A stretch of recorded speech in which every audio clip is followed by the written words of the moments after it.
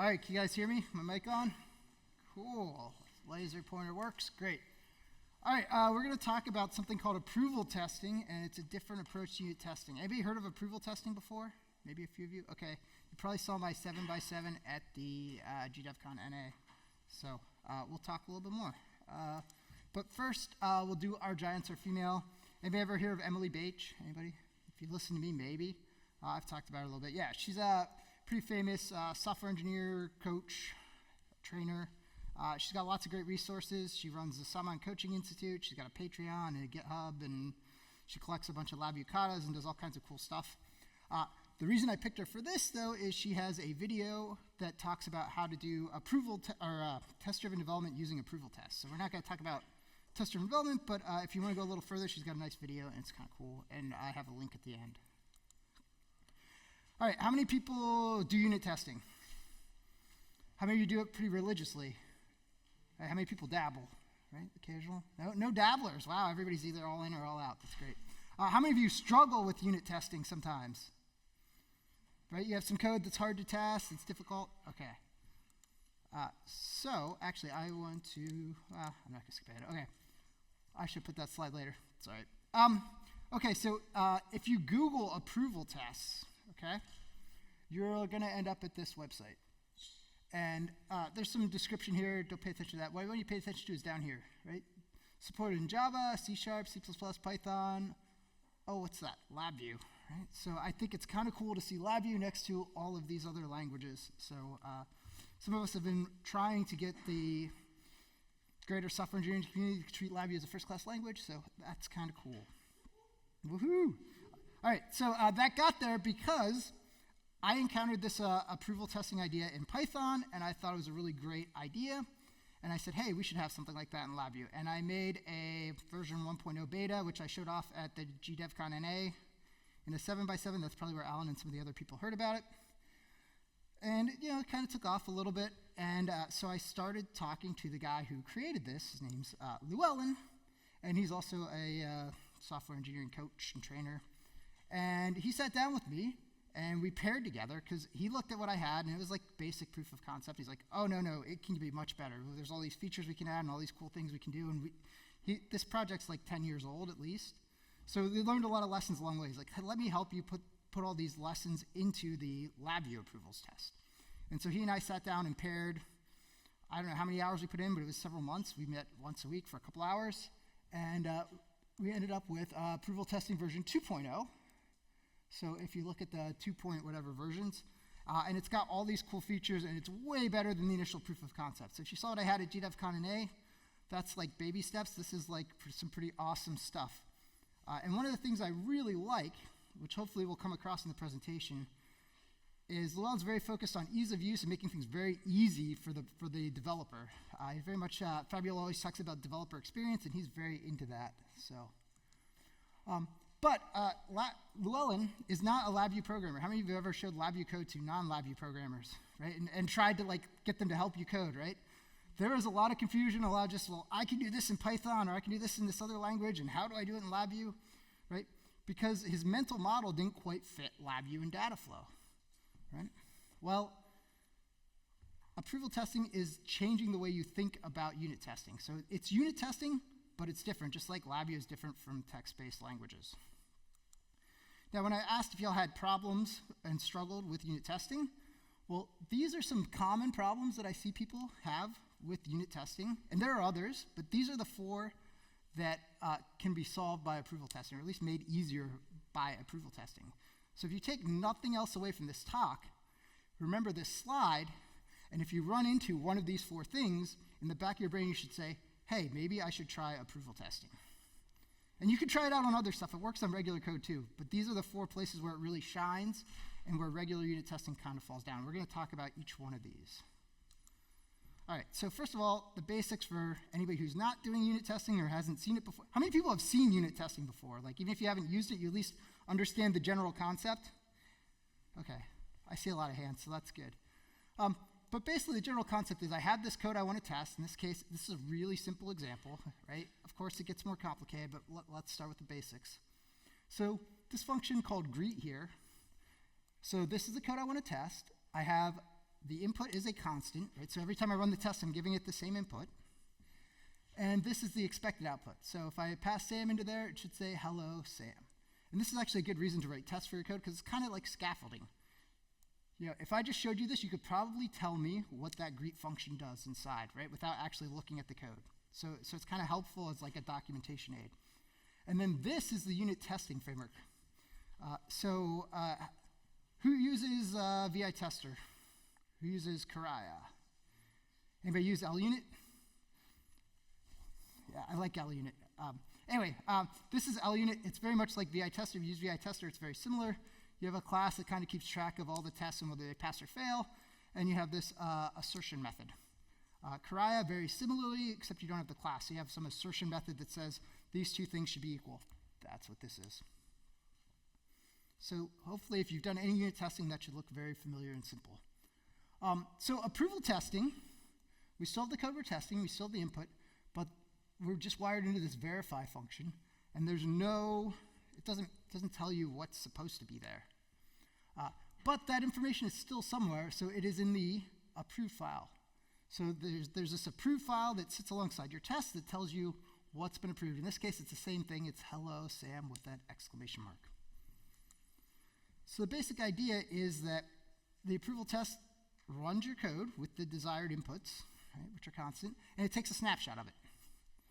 And then it puts that in this received buffer. So it's got this received buffer, and it's got an approved buffer that is the text file of what's approved, and it compares them, and if they are equal, great, the test passes. If they're not, what approval test does, instead of just failing your test, it actually opens up a diff tool so you can look at the two text files side by side and you can see exactly which line changed. And it makes it really easy to then say, okay, you know, I see these two files, they're all the same except this one line. Oh, that I actually changed that. I meant to make that change. Great, I'm going to accept it. Or, no, I didn't mean to make any changes. I'm going to have to go back and figure out what it was, but that one line should point you to where you need to look. So that's the basic idea. And here they are side by side. Big difference, we're just, instead of seeing these two things should be equal, we're saying we want this to equal whatever our approved file is.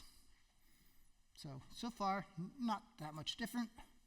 The experience is very different. So I've got a video here, and I'm going to switch to another tab and pull this up so I can make sure that we can see it. I did not hook up the sound. Is there sound? Do we have sound? Where's the sound? All right, we'll play without sound, and I'll just talk over it. That's fine.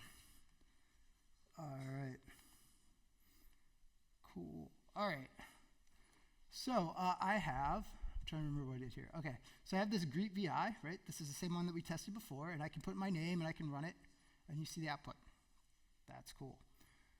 All right, now I'm going to create a new LUnit test. So just like VI tester, all the tests go in a class.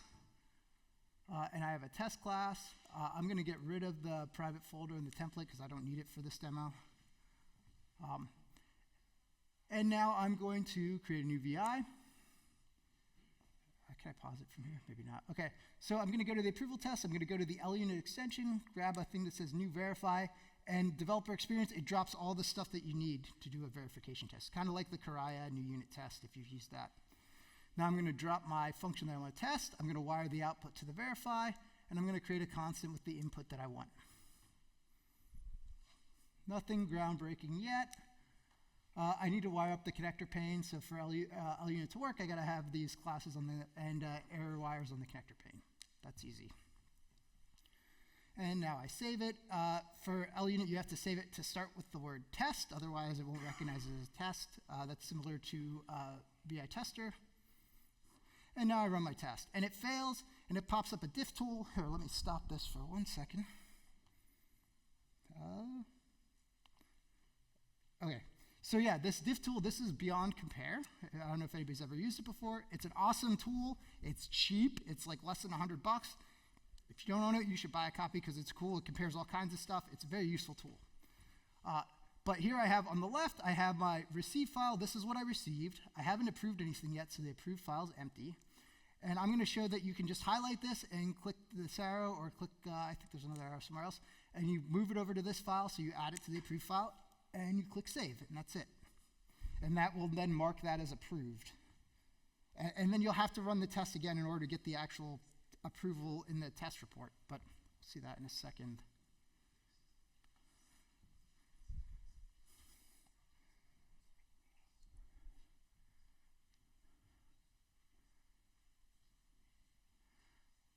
All right, I'm just showing you the approved and received files.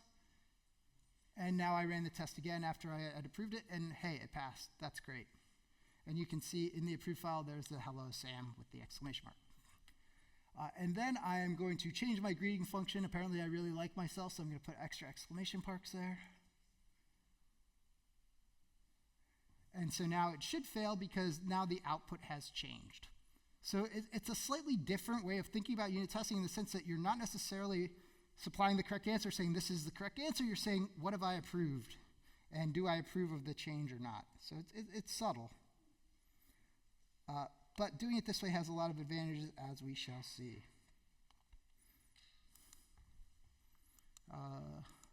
There we go. So some of the things you might have noticed, there's a approval test palette. It has extensions for VI tester, LUnit, and Karaya. You can just drop them in.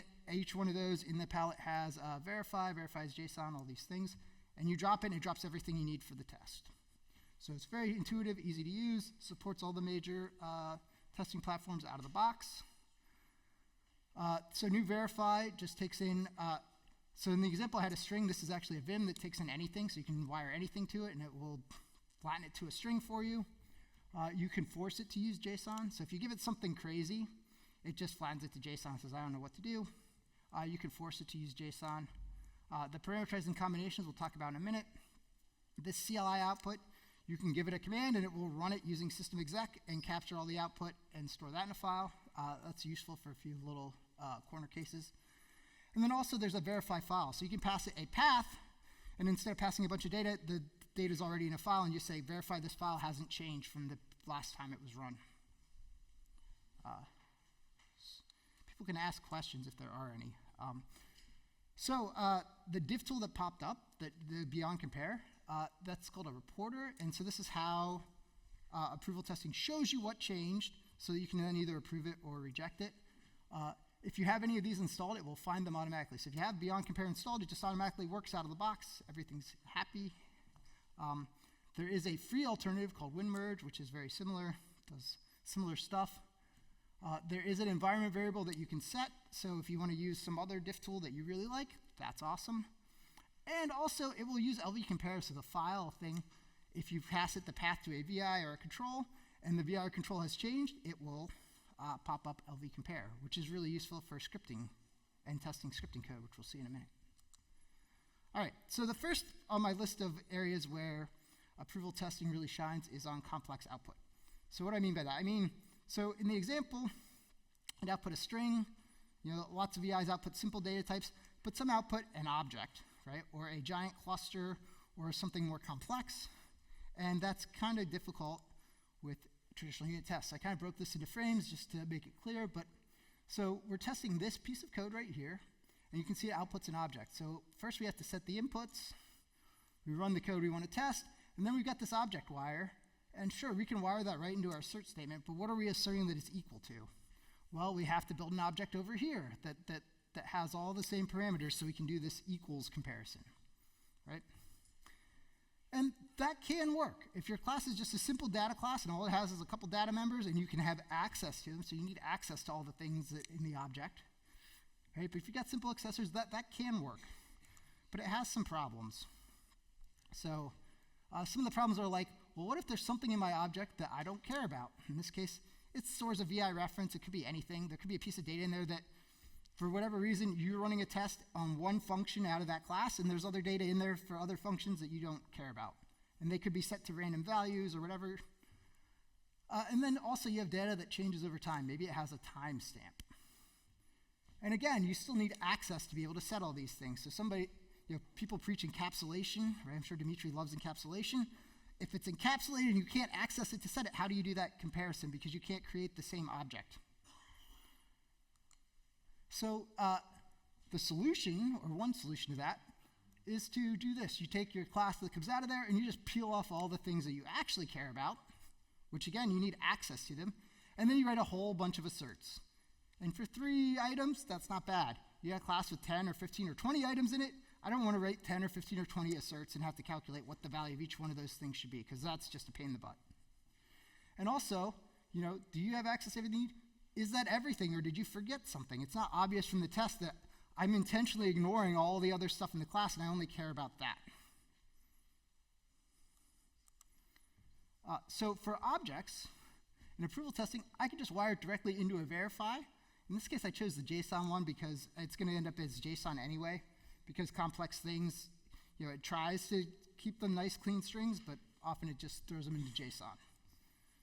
And all I need is the input. I don't have to create the class. I don't have to know about all the members of the class. I just say, run this on this class, and then I can inspect the answer and say, yep, that looks good. I approve it. Except that, okay, I approved it, and then I ran it again. And I've got this thing I don't care about that has changed. And I've also got the timestamp that's changed. And what do I do with those? Right? Those are a problem. There's a built-in solution. It's this idea of a scrubber. And what a scrubber does is once it's flattened to text, it looks at it, and it does a regex, and it finds things and replaces them. So, and again, when you drop them from the palettes, you get all this stuff. And there's helpful things like replace this with a sample date, and it kind of guides you through the process. So in this case, in the regex, you give it a regex. Every match of the regex, so the first time it matches, that's ID 1. The next one is ID 2, ID 3, ID 4. And if one repeats, then the number repeats again. And it just gets replaced. And this is actually really slick. Talking about developer experience, all you have to do is take the date from the file, copy it, paste it into here, and it will find the regex for you. So you don't have to remember the regex. It recognizes, 50 common date formats or however many. And it knows all the regexes, and it just finds it. So you don't have to calculate that. And there's a nifty little boolean there that tells you. So you just open that up, you paste the data, and you run it. If it says it found it, great. You move on with your test. And it looks like this. So you take your regex, you give it a prefix. In this case, it's saying, that LabVIEW object, start with a LabVIEW object VI and an arrow, and this just says find any hex digits and replace it with VI ref and then the number.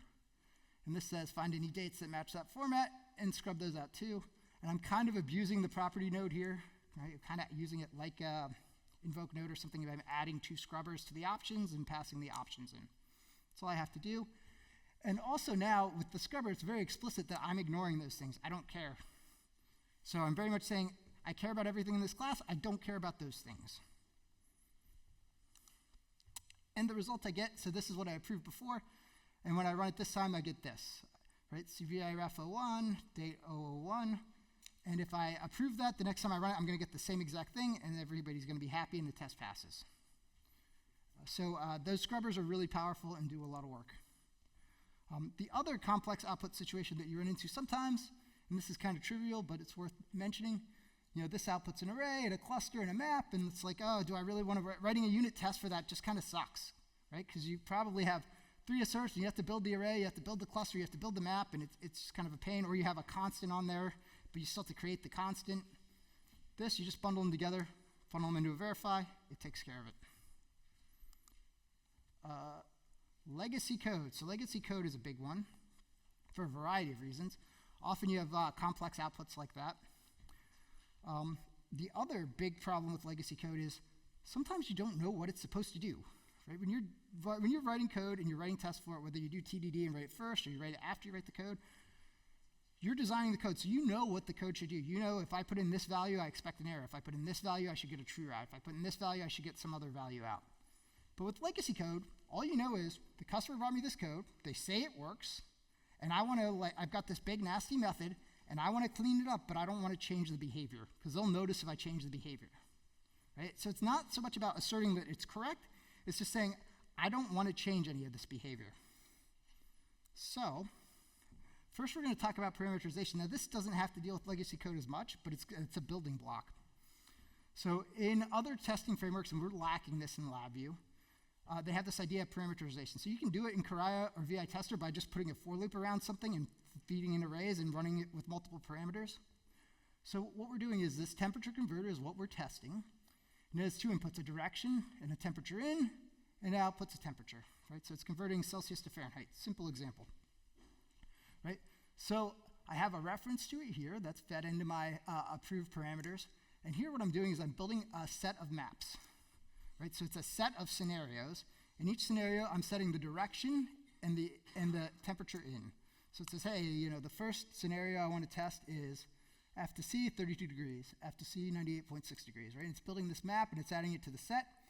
And then inside here, it's just using set control value and the run VI method, and it's running this VI multiple times, and it's capturing all the output because it can see what's connected to the connector pane, and it grabs it. So I don't even have to tell it what's on the connector pane. It just grabs all the outputs for me.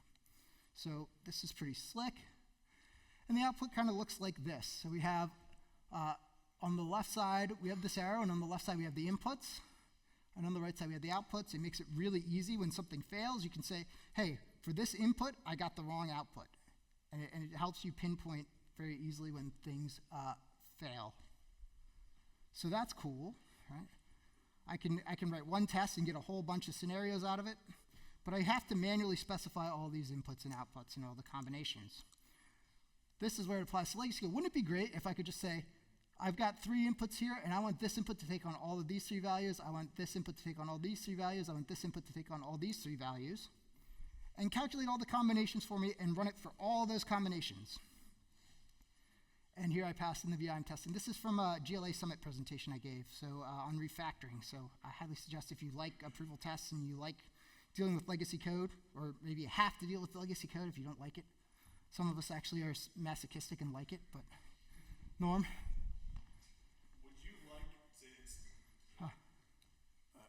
Would you like instead to have it be more on, do those different conditions, but just have different front panels to load from? So you're actually, instead of having to get the names and the values and create the constants, but either you had multiple copies of the front panel, or a way of just doing this straight on a front panel to declare this, as opposed to having to declare those variations of what the ins and outs should be. I don't know. I don't find this cumbersome, but if you have a better way, I'm happy to explore it. So I'm not married to this way. This way works for me. If you find this cumbersome, let's talk and we'll figure out a better way to do it. I'm definitely about developer experience and making it as easy as possible. So if you have something in mind that's easier, let's talk offline and we can talk about that. Does that make sense? Cool. Now, if you pick these well, so in the GLA Summit thing, I had this nasty piece of legacy code that had a whole bunch of case structures, and they were nested. I had like 7 or 8 deep, and there were like 3 or 4 of them nested 7 or 8 deep. I picked these very carefully because I went through and I said, okay, how do I toggle each one of those case structures? How do I make sure that I execute the code in every single one of those case structures? And this looks like the other outputs. This is what you get. But picking them carefully, I was able to get, this is the VI that I cared about testing. I got 100% test coverage. So I execute every single case in there. So I wrote one VI that was my test VI, input those parameters, and it ran 200 and some different checks. And I've got 100% test coverage, right? So normally, right, when you test, when you're dealing with legacy code, how many people take the time to actually write a test for it before they change anything? Okay, I'm very disappointed, but I get it. It's hard, right? It's not easy to do. This, it's very easy to do, right? And for refactoring, you can do things like, okay, you've got this big nasty VI, and it's talking to hardware and doing stuff, but you find a chunk of logic, nasty looking logic, you highlight, you create sub-VI, right? That's not gonna break anything. You take that sub-VI, you run it through this, and now you can reorganize everything inside that sub-VI, and it doesn't even have to be a good sub-VI, it doesn't even have to be related stuff, just a big chunk of logic, because when you're done, you can go back and you can go insert sub-VI contents, and now you just refactor a big chunk of that giant VI, and you can guarantee that you haven't changed the behavior. And you can keep doing that, and you can get to the point where you've got all your logic separated from all the other hard-to-test stuff, and at some point you can then leave those tests in and keep going and do other things. Does that make sense to anybody? Anybody confused by what I just said? It's okay if you are. I just want to gauge if I'm like losing people or not. And this code coverage tool is built into LUnit. One of the reasons that I like LUnit. It's got some other cool features. All right. So the other thing that makes testing hard is things that are inherently visual. So I'm talking about image processing code, generating images, particularly for us, waveforms, right? So if you have a waveform graph, you can kind of tell that's a square wave or a sine wave. If you have an array of numbers on the block diagram, it's not very easy to look at that and just immediately be like, oh, that's a sine wave, that's a square wave, right? It's kind of hard. So here's a way to use approval testing for visual stuff. So here I have something that generates a pulse train. I'm writing it out to a waveform graph. I have to put it inside this so that this all draws before I force it to redraw. There's some bug in LiveView that if you don't do that, it won't populate the graph. And then I just create a temp PNG file. I grab an image of the waveform graph, save it as a PNG, pass it off to the approval test. Simple. So now I can go muck around. Once I've approved something, I can go muck around with how I generate my pulse train. And if I change the look of the pulse train, it fails and it pops up. This is beyond compare again. It compares images.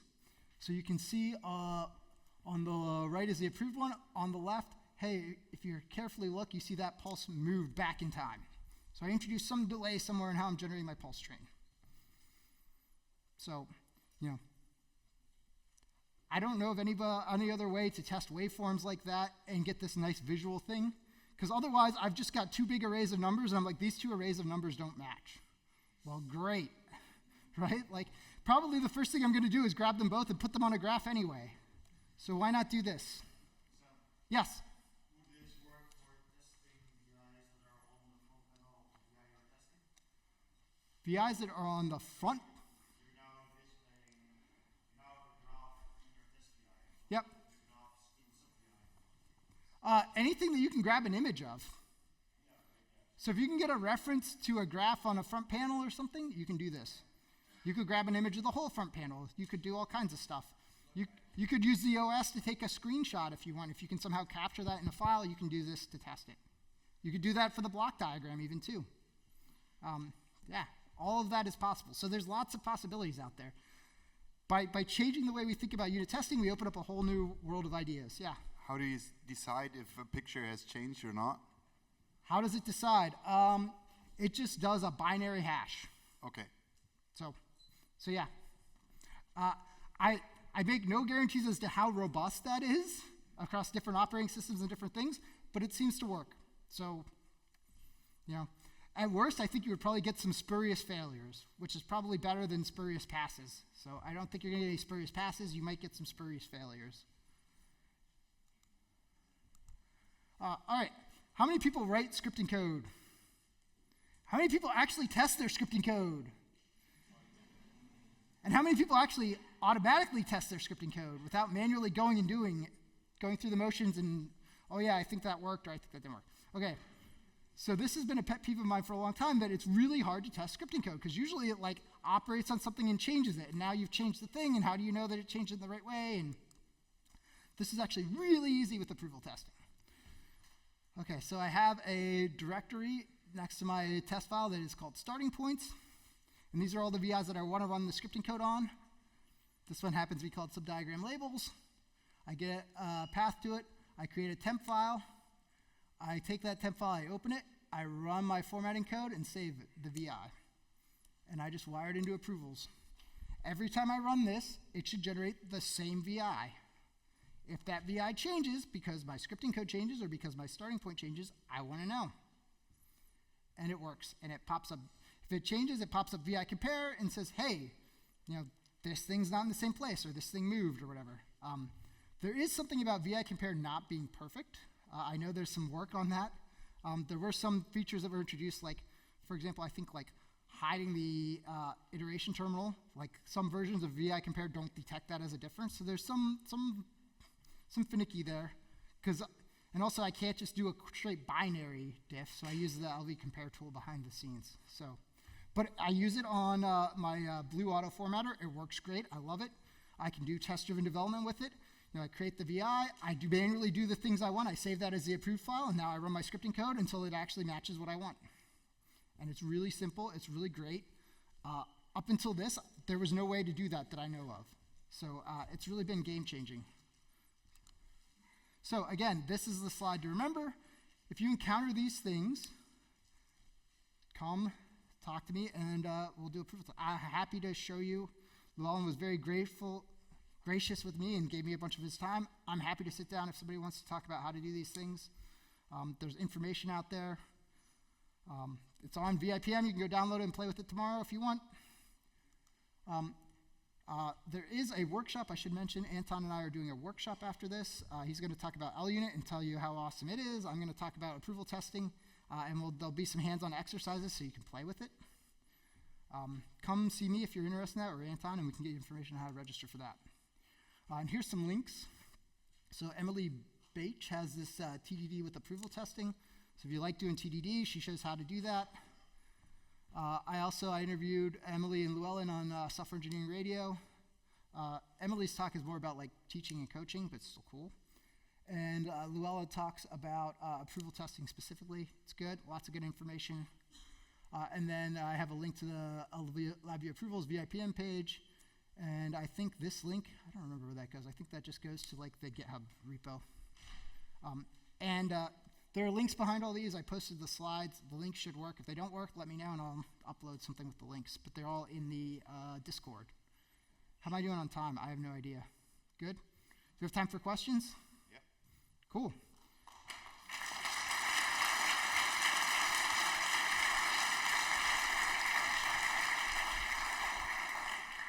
Thanks, Sam. A lot of great things, especially I love the combinations test. Yeah, it's really nice. Avoids a lot of nested for loop.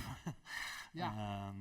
One thing I didn't see is I wrote a bunch of unit tests and they pass until the day someone enters a weird character in the string. I know I'm getting a little bit out of the scope of unit testing. It's maybe more integration test when you go with databases, you put databases or some protocols, web protocols in the middle. But since then, I started to pretty much always do my unit test with random values, random generated values. With what? Random generated values for strings, numbers, booleans, for fuzzing. timestamp, Okay, like a fuzzing type test. Yeah, so I have some helper VIs that allows to generate some random strings with only alphanumeric characters, with only alphabetic characters, etc. Yeah, no, that's a useful technique. I think it would add a layer of complexity in there because you would need to kind of dynamically generate the expected file as you generate the random values. But you could maybe figure that out. You could add it as another there parameter. There is a way, but that's a comment I wanted to make. Is that you're happy you wrote a bunch of unit tests and they pass until someone enters something else than the expected values you wanted to test, and that's disappointing. No, so I definitely will make that point about unit tests because I've ran into this recently. Like unit tests are great; they catch a lot of stuff, but they only catch the stuff that you can think of. Right? Yeah. So I had something like outside the scope of what I thought of. I think it was blue as an example. Yeah. Right? I wrote this auto formatter, it worked great. Some guy comes in and says, hey, it doesn't work on password protected VIs. Well, why would you run it on password protected VI, right? I didn't test that. I could have never caught that with a unit test because I would never thought to test it. I think testing random values is really a good thing.